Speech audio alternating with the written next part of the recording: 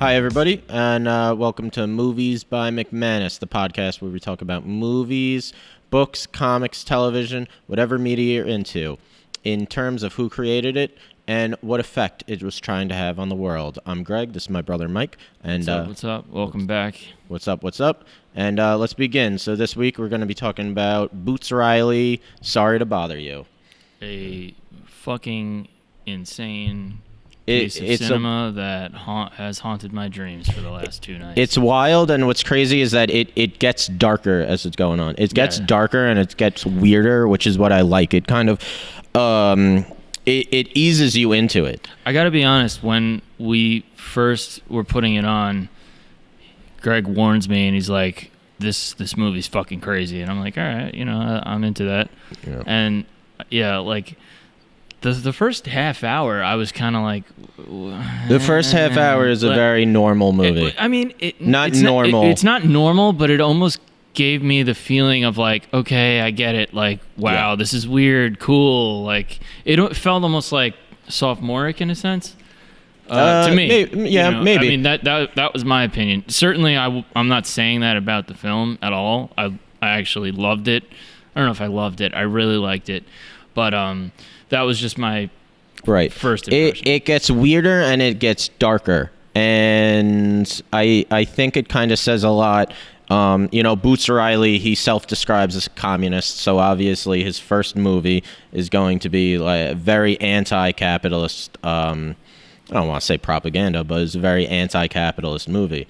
And I think a lot of the absurdity that comes in, and the darkness that comes in later on in the movie, kind of shows that as you get higher up the corporate ladder, people are willing to do more immoral things. Absolutely. And it's one of my favorite. It's so small, but it's like the first scene is he's coming to a job interview at the Regal View, which is the telemarketer that he works for, Cassius, and he brings a kind of trophy with him. And, it's just this small thing of like, we're already in the world where kind of things are a little bit ridiculous. And yeah, for sure. And then there's like a first kind of gag that's with with a copy maker in the beginning when, it's his first day on a job and the copy maker is kind of going insane behind him and like 2 guys are trying to fix it. And you're into the ridiculousness already. And I think like it kind of gets at the heart of like everybody's work somewhere that's falling apart. Yeah. Well, I was just going to say, I've literally had this job before. Yeah. Yes. When I was in high school, I worked in a call center. It was for a medical company, but it was essentially the same shit. It was just like peddling bullshit to elderly people. Yes. And they picked such like a perfect like immoral job to just start off at. Right. And you look at just like peddling bullshit to older people and kind of that's like you're crossing moral boundaries a bit. But then when you get up to like what CEOs are doing, cutting workers benefits, cutting healthcare for workers, and then with the big companies, with oil companies, when they're willing to pollute the planet, as you get higher up, it's darker, it's weirder, it's more absurd, it's more we're willing to do whatever we want to make a profit. There's another character I like. Is Armie Hammer's character is Steve Lift, who is the CEO of Worry Free. And by the way, what a brilliant job that actor did. Armie Hammer, amazing. I don't know who that is. But that's the guy who plays the CEO. Is Steve Lift, and he's hilarious because I always thought like. That's what Donald Trump Jr. thinks he looks like. Like, that's the guy who Donald Trump Jr. And, like, any bro CEO. He's a good-looking dude. Yeah. But, I mean, he fucking killed that He role. does kill it. I hated him. Like, that's the ultimate test of, like, I truly fucking hated him. No. And you have to just recognize that's a talented... I mean, that's basically... doing your job extremely well. Well, Armie Hammer had like kind of like an interesting career almost when a couple of years ago he was kind of like being built up to like be the next action hero.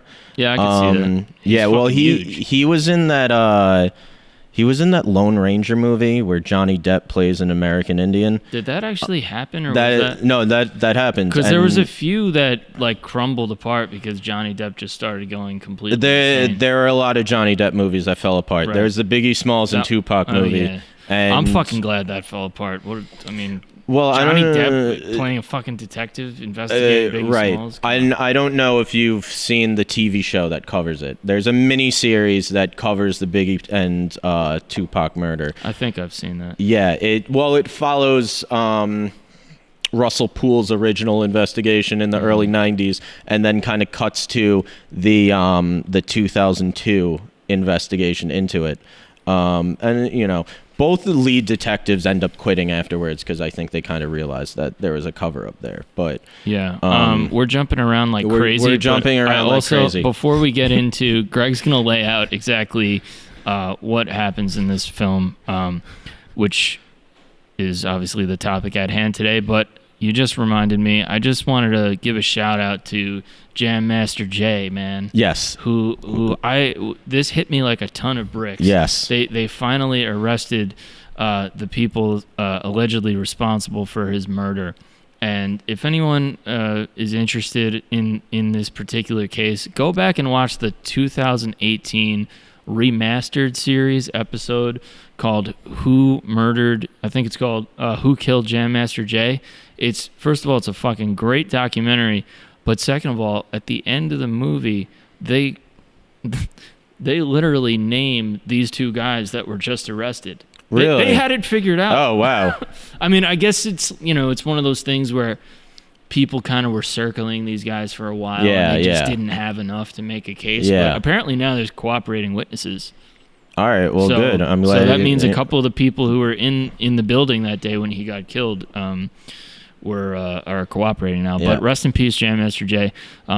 Crazy shit. But why don't you bring this back and let's break down kind of what actually happens in the movie, because we haven't really talked about it. All right, well, Cassius is working as a telemarketer. The first scene is his job interview.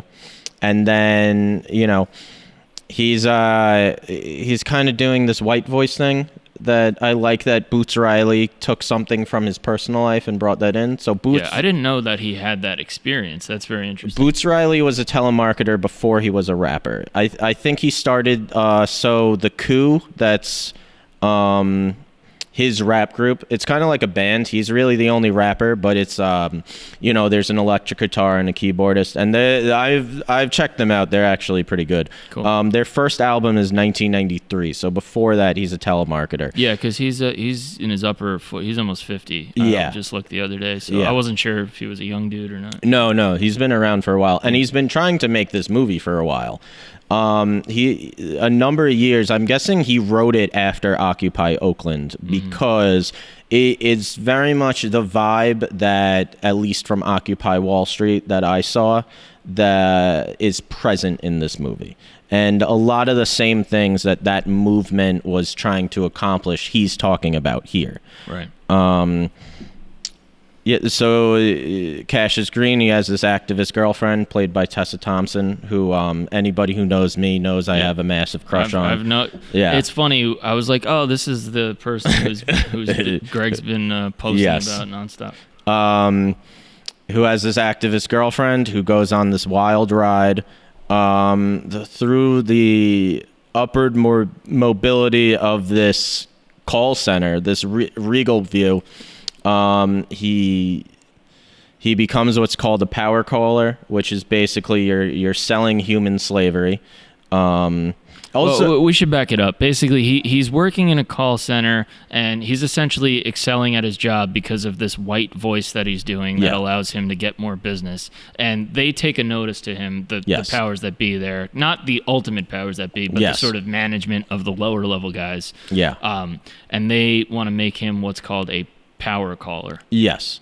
But we don't know what that means. We don't know what that means at the beginning. But also, there's a unionizing that's going on. Yes. And Stephen Yoon, who's he plays Squeeze in he's kind of like this character, and then it's his first idea to start the union, and it's kind of it's kind of hinted at that he kind of goes around to different companies where there's like disgruntled workers and kind of starts unions there, because he's talking to Detroit later in the movie, who's Tessa Thompson, and he said like, oh yeah, I was in LA and we started the first sign twirlers union.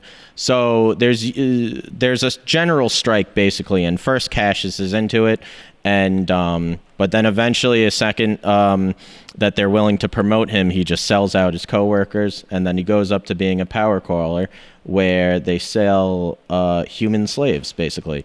Yeah, and I mean, I can sort of maybe not personally relate, but I could. It's not as cut and dry as like he sells out his friends. Like, it's very clear that this is a guy who struggled mightily.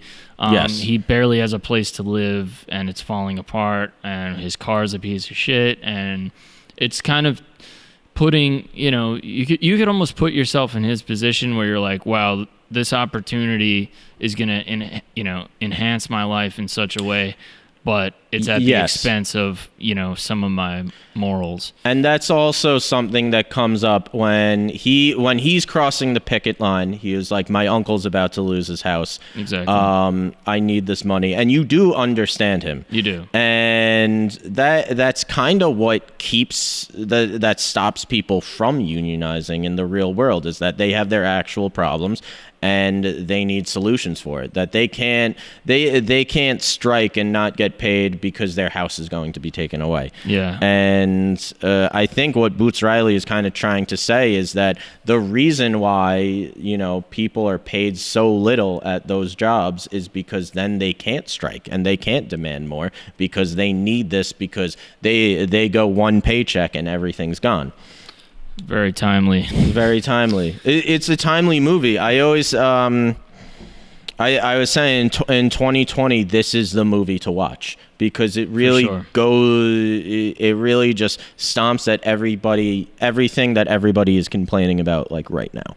Yeah, and then, couple that with the fact that what they released the other day, the top 10 billionaires in the country, their wealth has grown exponentially during the pandemic. So. And while everybody is suffering and barely working during a pandemic, that these people are doubling and tripling the amount of money that they have. Yeah, and Congress, who, supposedly represents us, taking a vacation in the middle of August, when they still haven't fucking resolved the stimulus situation. Yes. And unemployment expired, and they can't even get their fucking act together. Right. To get something done.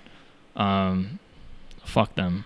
It's fucking disgraceful. I gotcha. It's fucking disgraceful. I agree. Yeah. I agree. This movie is sort of unfortunately, I was saying this when we were watching it. I'm like, I can understand him saying, like, this is like some crazy scenario where if we don't get our act together, this is what's going to happen. And but it has happened. It's kind of like it has happened. Yeah. And so the slave labor that he's kind of selling is this company called Worry Free, where, people voluntarily sign up, but it's how voluntary is it when it's like you're literally about to lose everything and this is your only option? Because you see the people who are signing up are like kind of about to lose everything. Yeah, like his uncle who's about to lose his house. And Worry Free is essentially jail or human slavery, as Greg mentioned, but it's kind of and it's heartbreaking when the uncle breaks it down where he sounds like he's describing prison, where he's like, well, it's 3 square meals a day and blah blah blah, and it's like,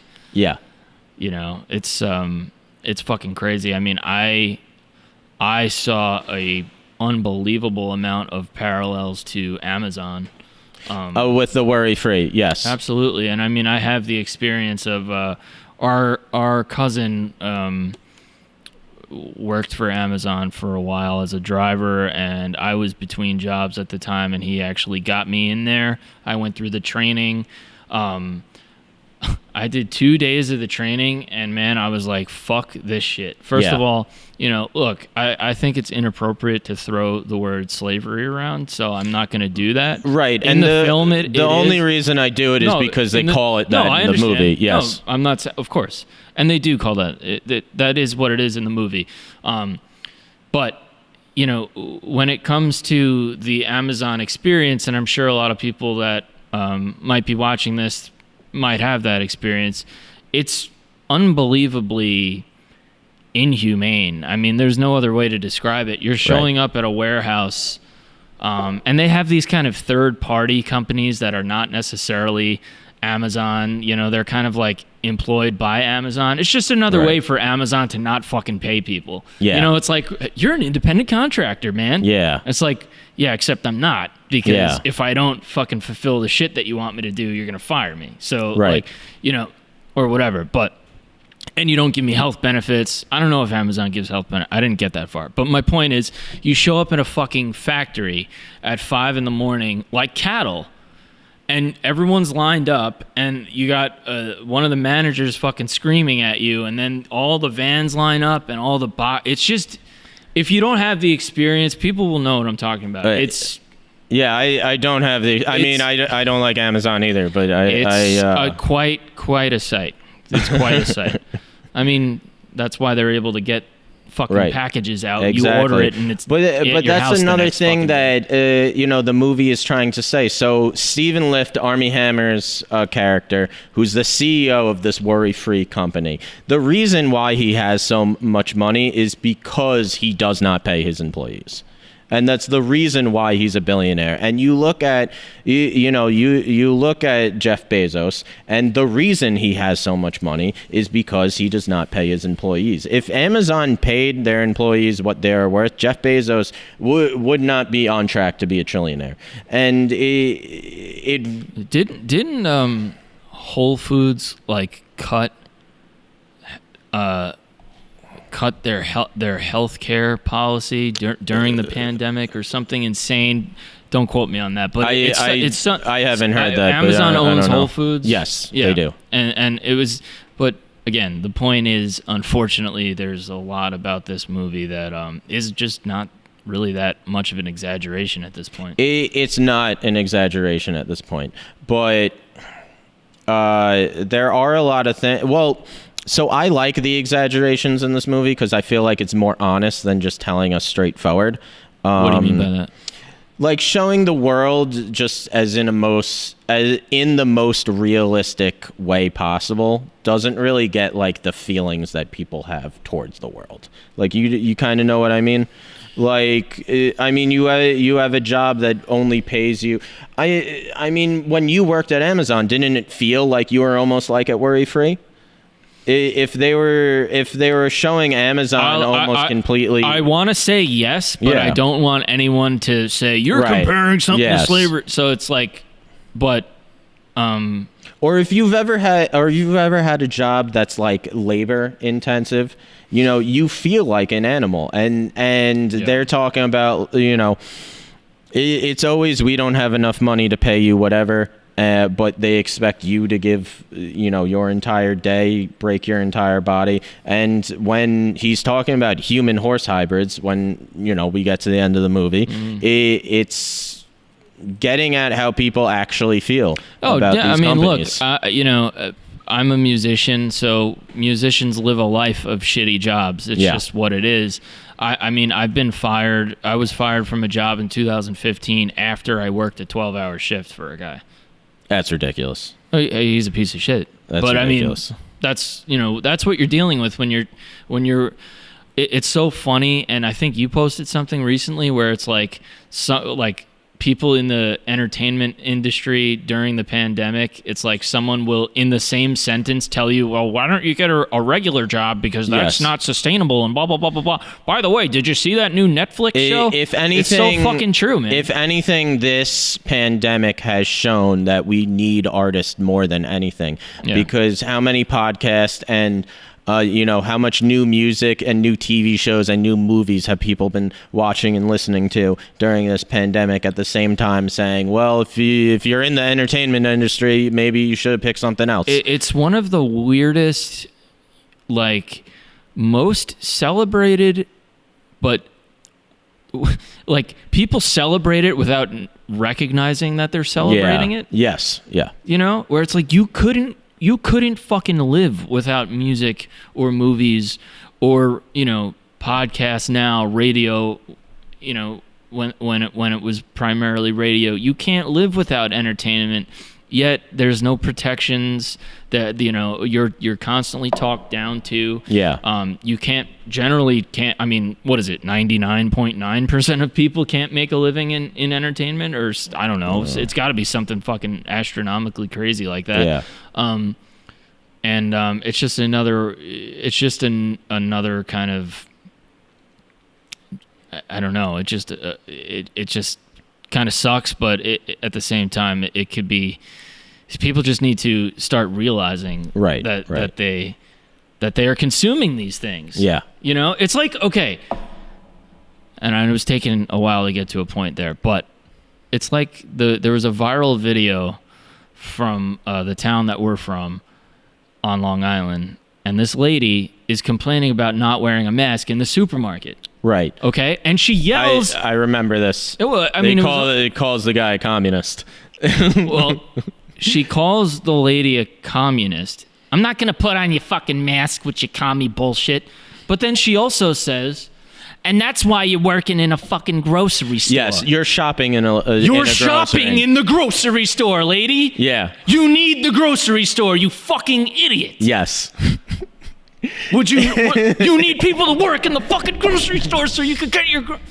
These people are fucking so stupid. It reminds me of back to Arnie Hammer's Stephen Liff character when he's like, we still need the workers to work per se, but we need people like you who really can see the big picture. That scene when he's like describing how the human horse hybrids are going to work is amazing because like Stephen Lift is like, I understand you think that I'm crazy. I'm thinking I'm creating human horse hybrids, but I'm actually not because I'm doing it to make money. As if like that's an excuse of like, well, no, I'm doing it to make money, so I'm actually not crazy. Well, there's a lot of shitheads who have that way of thinking. Yeah. Like any small talk conversation that you've had that is some form of a lot of money in that. Yeah. Okay. Yeah. What does that mean? What does that mean? Like, there's a lot. Like, hey, man, you could fucking shoot yourself in the balls and light yourself on fire. There's a lot of money in that. Okay. I don't want to do it though. Yeah. I mean, I get what you're saying. I don't. So I'm glad someone does. Get us back on track here, Greg. All right. So where are we going? Well, I'll just finish up how the movie ends. Like, he's coerced into taking this human horse hybrid serum. Horrifying. It's horrifying because they think they're just doing cocaine. I know. And then he was like, wait a minute, what did you give me? And he's freaking out. And it's like one of the scariest parts of the movie when he's trying to go to the bathroom and he accidentally like walks into this lab where the horse people are being made. And it is very like, you feel like it jumps into a different movie almost where, things are slowly getting more ridiculous and then it jumps it. And then suddenly, like, there's a horseman in front of you. And when I first saw it, I was, like, thinking about, like, that ending was so ridiculous. But, like, thinking back, like, it was also the perfect ending. It was also perfect that's what it comes to. That it's slowly getting weirder and weirder and weirder. And in the end, it's like, oh, by the way, horse people. Oh, by the way, horse people. Yeah. Yeah, and then he secretly becomes one, and they go to Armie Hammer's house, and they murder him, and that's how the movie ends. Yeah. Well, they don't show. They don't show it, but it's assumed that that's what they're there to do. Right, but then he's still a fucking horse. Yes, and he's still a horse at the end. And I don't know. I just that whole snorting the cocaine scene was so.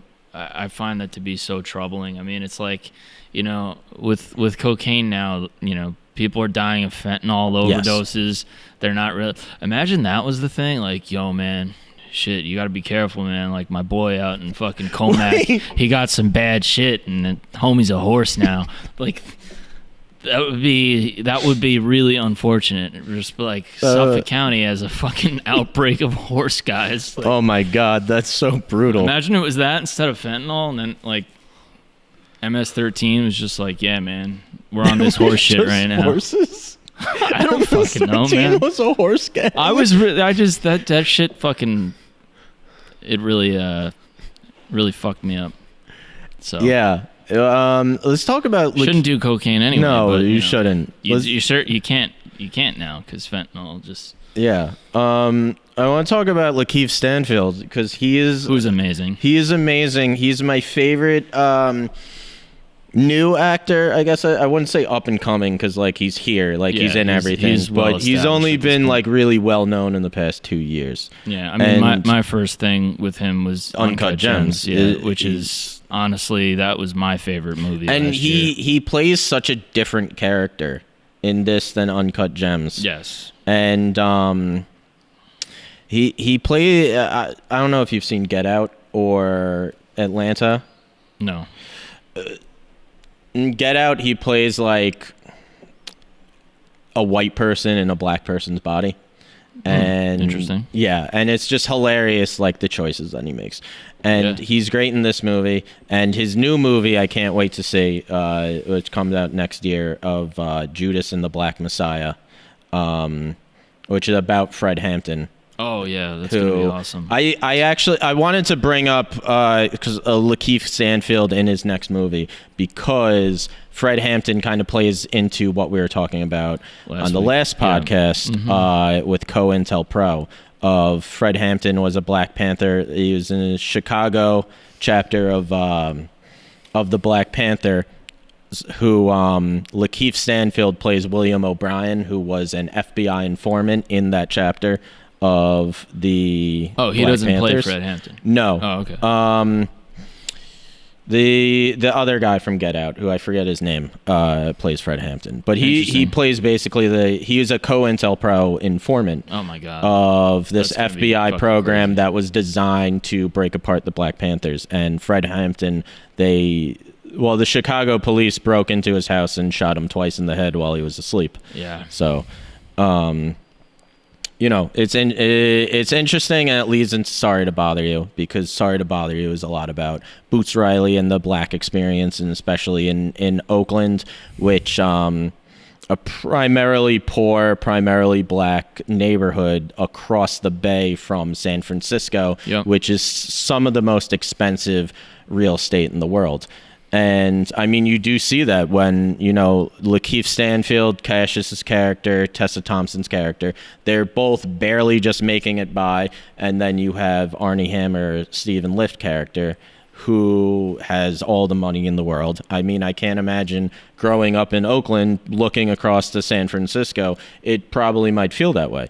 I mean, obviously we're not from there. Obviously we're not from there, so I can't speak that way. As far as San Francisco is concerned, it's another, like New York, where you have the uber rich next to, people that are not as well off. I think from what I understand, like might even be worse there. Like as far as the homeless population they had something in the Bay Area that people were paying to just live in pods. It was basically like a hallway where everyone like got a little like room that was just a bed that was up against the wall. Yeah, well, California in general is ridiculous with housing. Yeah, and they have like basically tent cities where that's another thing that comes up a lot in the movie is like the amount of just tents and homeless people that is literally everywhere in the movie. It's everywhere there in real life. It's everywhere there in real life, and I love that Boots Riley shot it in Oakland.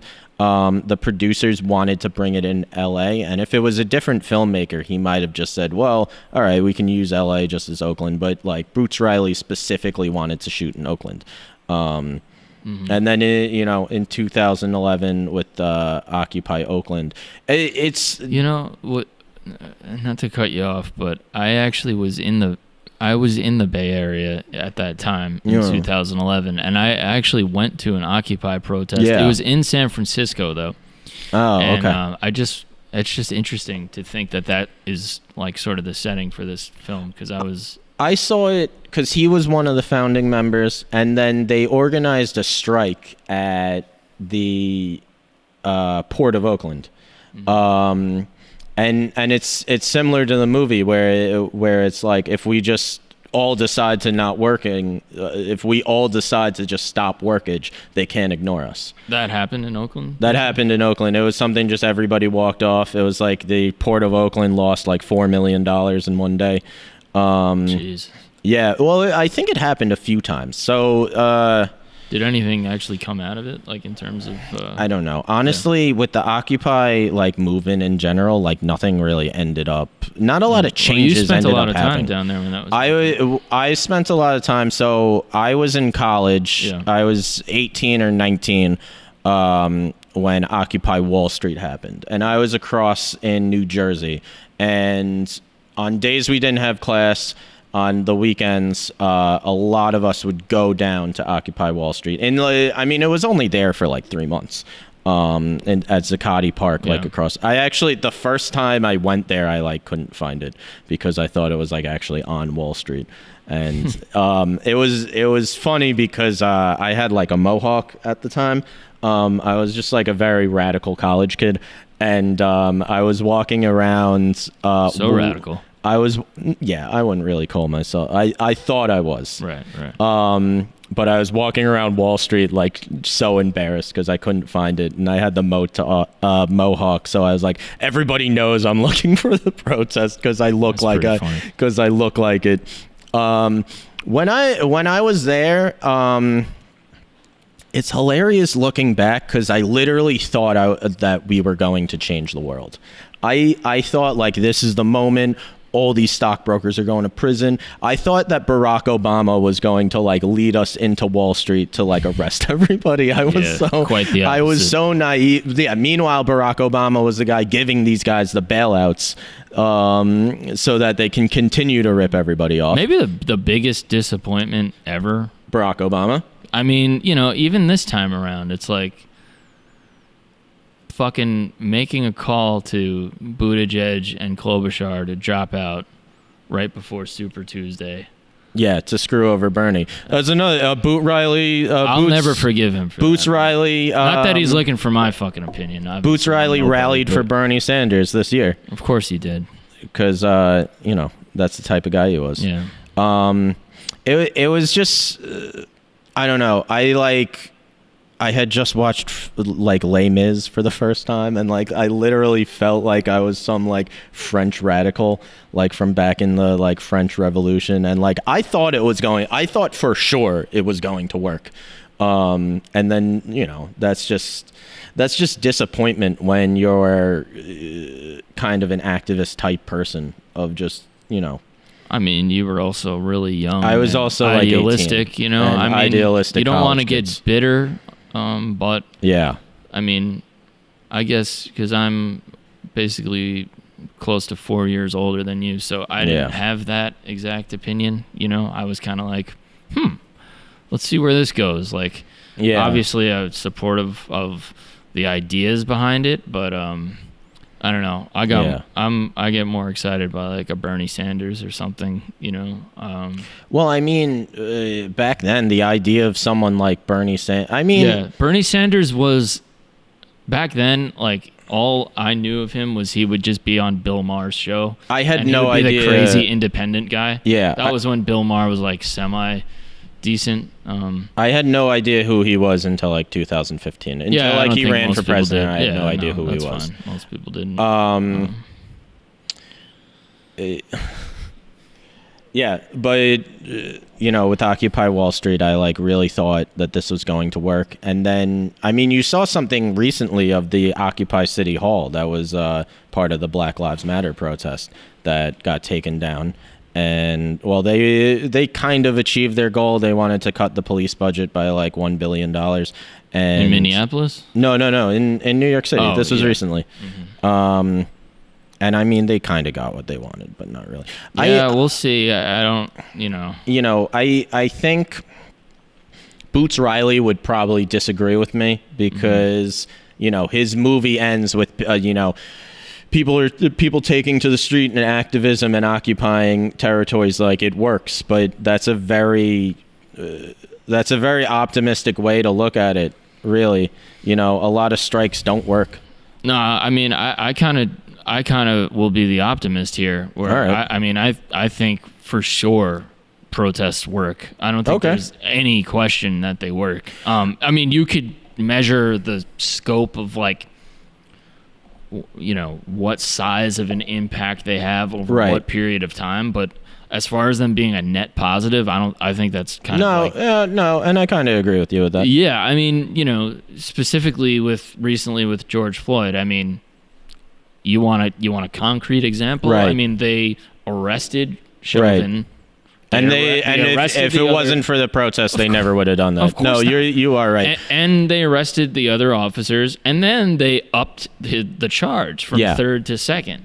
And because they weren't, you know. Yeah. And we were partaking in those protests. Yes, it really was. So I had seen this movie in theaters when it first came out. Sorry to bother you. Mm-hmm. And it was after marching with Black Lives Matter again that I was like, I really want to revisit this movie because it gets you in the mood for activism. Another something that I want to bring up. This kind of another part of the movie is it's like 30 seconds in the beginning when they're at the bar and there's like the VIP area of the bar. It's one of the funniest parts of the movie.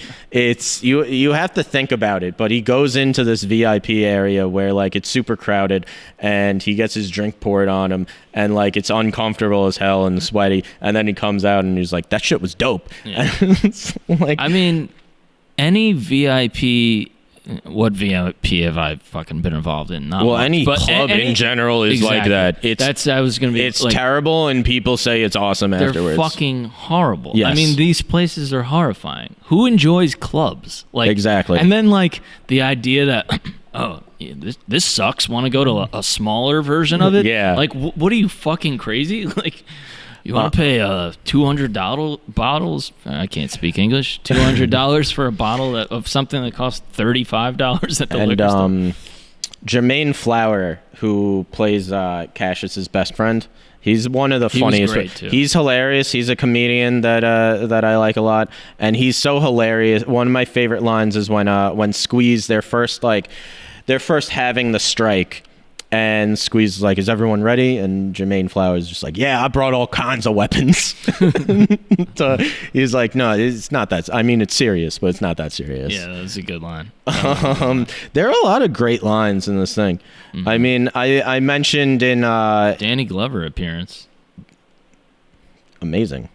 So good. Danny Glover, you're about to pour him whiskey, and he's like, no, give me the good stuff. And they like open up like a part of the whiskey bottle, and it's just like a smaller whiskey bottle inside of that. He's like, give me the good stuff. I love the I enjoyed that bar scene too. I don't know why, because nothing really happens in it, to my knowledge. In the when he's going into the VIP area? No, the other one with Danny Glover, like where they're just at that bar. They're watching I Got the Shit Beat Out of Me.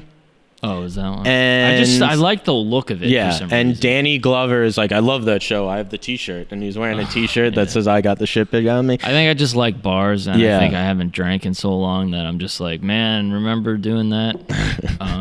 So Well, remember bars in general. I mean, know, right? you haven't been able to go to one in forever. yeah.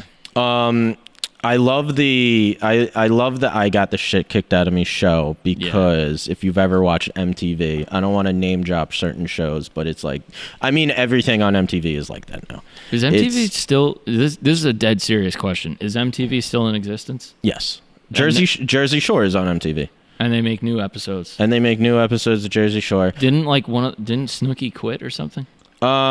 Yes, but that's going to be next season. Oh. I don't know what they're doing with it because, like, I don't know, Snooki kind of is the show. So, like, I don't know what they're doing with Jersey Shore. Yeah. I mean, Jersey Shore might as well be I Got the Shit Beat Out of Me. Like, honestly, it's the same shut off your brain. And, like, you know, I mean, they make a lot of money, but it is people just, you know, a chance for fame and money. You're just, like, willing to embarrass yourself. Yeah, and it's so great that at the end, like, that's the show he has to go on just to, like, get anybody to, like, take him seriously. I wonder if Boots Riley is doing an Eddie Murphy reference with the coconut smile thing. Oh, what's the Eddie Murphy joke? because Eddie Murphy tells a story about something to do with like when Bill Cosby was mad at him for, this is the second time Bill Cosby's come up. Yes. In this I think podcast. I've heard this story. Yeah. Anyway, I just thought that was interesting. Yeah, I don't. It might be like a cool reference. Yeah, I didn't get that. Yeah, it's just something I thought of. It's not, It might have been. Not a major thing. That's another hilarious thing of the like Coke and a smile bitch. Where I was talking about this in the 10-minute video of just like performative activism, where like there are people There's a ton of that going there are on. people who show up, post on Instagram just because they want people to think like they're down with it, but really like they have no interest in changing the world. Like they're in it for themselves. Yeah. And they like the art gallery scene is the perfect example, because you have all these rich San Francisco people who, the art is supposed to be showing the struggles in Africa, and Tessa Thompson is looking sexy as hell. And they throw that in there. Just like to throw that in there. And she, she's doing it because she wants to get people to focus on the fact that in your cell phone there's this mineral that there's only found in the Congo, and that lives are being destroyed because of it. And it's like these people, they want to seem hip. That's why that's there. They have no interest in like what they're going to give up their cell phone. They're going to like demand that Apple makes changes. That's not going to happen. It's also like I don't know if I should like really get into this, because I just want to be careful of how I explain myself. But like, those white people online who they'll be like, hey, white friends, PSA, blah, blah, blah, blah, blah, blah, blah. That's the Coke and the smile girl. And you're like, that's a Coke and the smile bitch. Have a Coke and smile bitch girl. Other white person Yes. who's now the arbiter of what happens. Like, and look, it's a case-by-case scenario. Yeah. You have to kind of just, I don't know how to describe it. It's just a feeling, right? Like, it's like you get like genuine or what are you doing? You know what I'm saying? Yeah. Well, and it's one line when they like first when the protest starts getting really big in the movie, and they're like not worry free. Regal View workers are joined by other telemarketers and a bunch of college kids. It's such a funny line. And then the girl who throws the Coke is like some college kid, and then she gets a sponsorship by Coke for the amount that they're going to pay her as the equivalent to buy 4 white babies, is what they say. Yeah. And then they like do a commercial where they like reenactment.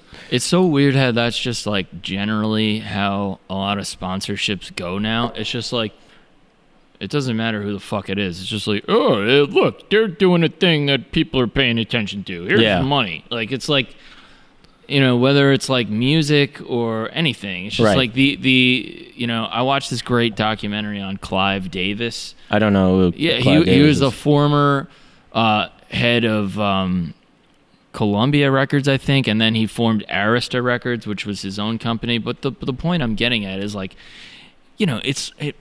he was a great A&R person, because he'd discover talent. He would find talent and develop it. That doesn't happen anymore. You know, this is more of a music thing, but I'm sure there's like parallels where it's just like, and then like the opposite other end of that spectrum is like the Coke and the Smile girl. Where it's just like some stupid viral thing that literally has no value whatsoever. No, well, maybe it does have monetary value to some fucking pieces of shit, but like, I don't know. There's just to me like that just reminds me of like this viral kind of like BS. Where, you're just attaching fucking. Now you're sponsored by fucking Coke because it was annoying you got seeing 8 billion like views on your stupid video of you like. Yeah, it was annoying seeing like Instagram influencers like joining Black Lives Matter. Not that they're clearly there for their Instagram feed, and there's a video of like this girl in a dress who they're marching down the street. She walks out with a sign, they take a picture, and then she walks back. But again, it's a case-by-case scenario. No, it kind of comes down. I don't know why I keep coming back to this, but like it kind of comes down to a feeling you get.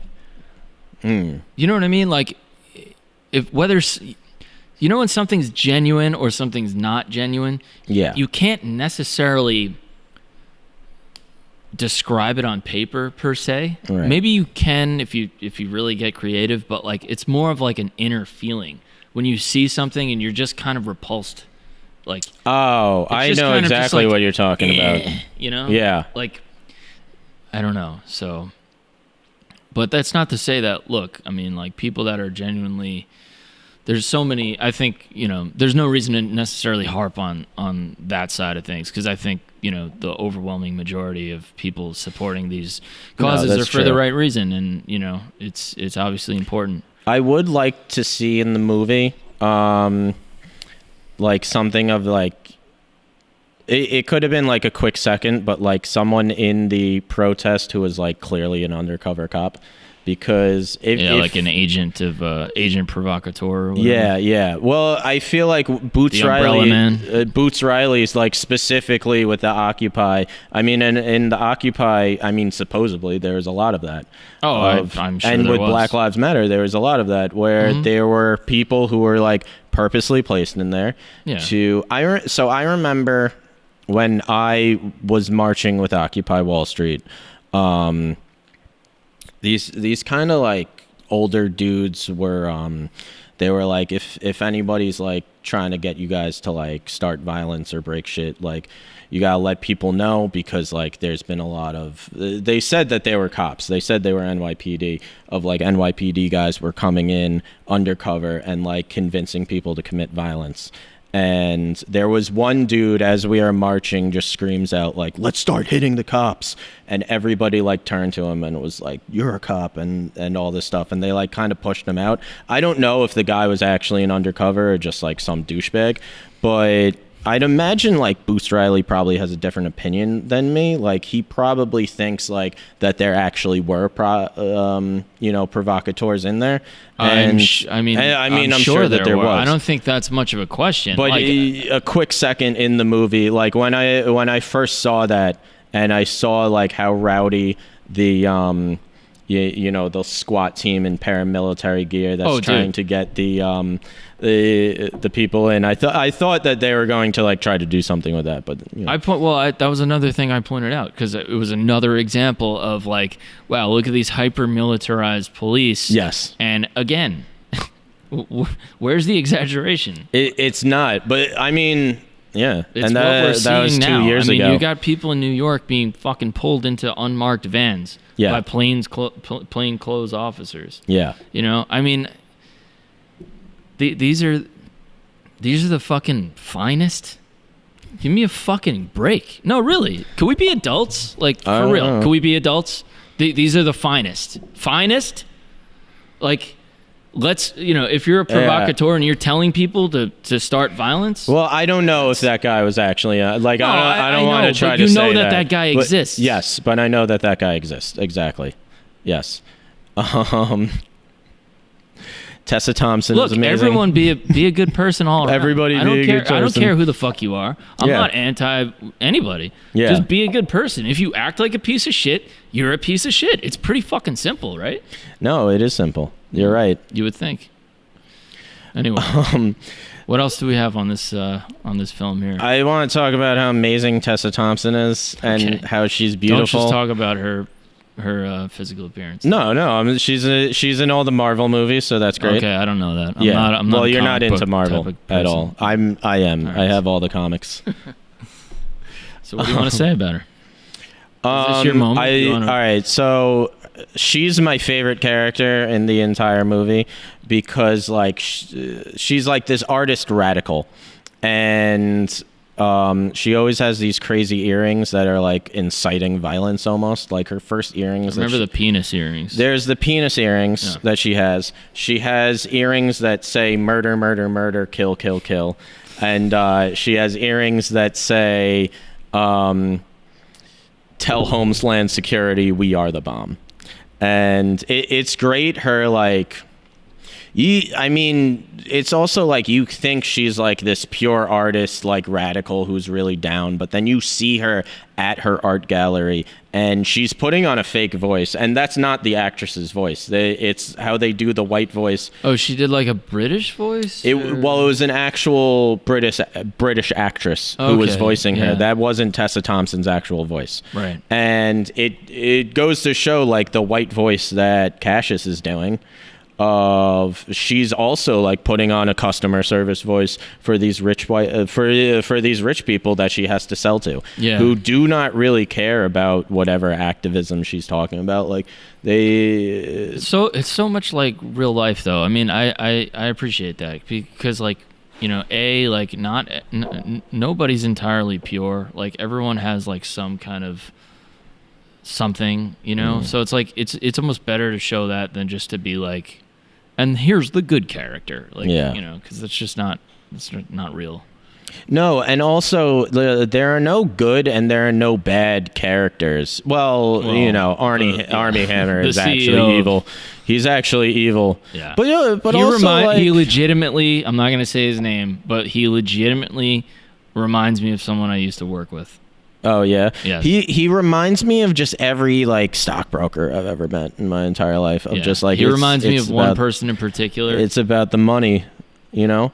He's the capitalist fantasy. He's every like bro that we went to high school with who like wanted to be a stockbroker. Like that's the image of like their future self that they had in mind. Yeah, but that's like, you know, when you think you want to be an identity until you start off on that path, and then you realize like that's not actually my identity. You know, it's like a bunch of people who watched The Wolf of Wall Street. You know how many people, that movie was, everybody wanted to be that guy. I know, but how many of them are actually doing it? What is it, 10 years later? Probably none. Maybe I remember, you know, out of people that we know, like who's real, you know, but at that time everyone was like, that movie came out the same year as the Occupy movie. Well, that came out in 2011. Yeah, I don't know. I'm just pulling a number. I'm just saying the point is like sometimes you have an idea of like, yeah, man, I'm gonna fucking, you know, a lot of, hey, listen, being a musician, like, do you know how many people were, you know, considered themselves musicians in my group 10 years ago that are fucking not doing that anymore? I mean, or they're doing it but not, you know, there's the people that are really taking big swings, such as myself. Like I'm not saying anything. I'm nobody. I'm not successful. I'm not anything. I'm just saying I'm still taking big swings. Yeah. You know, back in the day, a lot of us used to take big swings. The people that I can count on that are taking big fucking swings now, whoa, dude, is it down to like a really small number? I don't know what the fuck my point is, but that's what happens. I mean, no, it ties into the movie because the reason they're not taking big swings is because they have to look after themselves, because they have to take a job that maybe they don't like, that maybe doesn't pay them enough, because they have bills to. That's definitely part of it. But there's also, to my point of sometimes you have an idea of what you think your identity is, and it's not actually. You know, I don't want to say it's not real, but maybe it's a combination of like other factors, and then just there's something that happens where like it's like the picture in your head of where you're going to be or who you're going to be, and then through whatever chain of events you realize that's actually not where I'm going to be. Okay. You know, and I just think my point is getting back to the CEO character. Yeah. I am sure that there are a ton of people who watched Wolf of Wall Street and they thought they wanted to be that guy. Right. I actually know someone who like is that guy. I know after that movie came out, he was selling. Sorry, I just have to get this out. Like, he was selling like chemicals, whatever the fuck that means. Literally, like buckets of chemicals out of a vat. He was like calling people, trying to sell them these chemicals because he got a deal on fucking chemicals, and he would just be like, "Oh, just, you know, give me your credit card." It was some fucking scam that was it a pyramid scheme? I know, like sure. Many people are into pyramid schemes. Like any idiot that you grew up with is probably into pyramid schemes now. Right.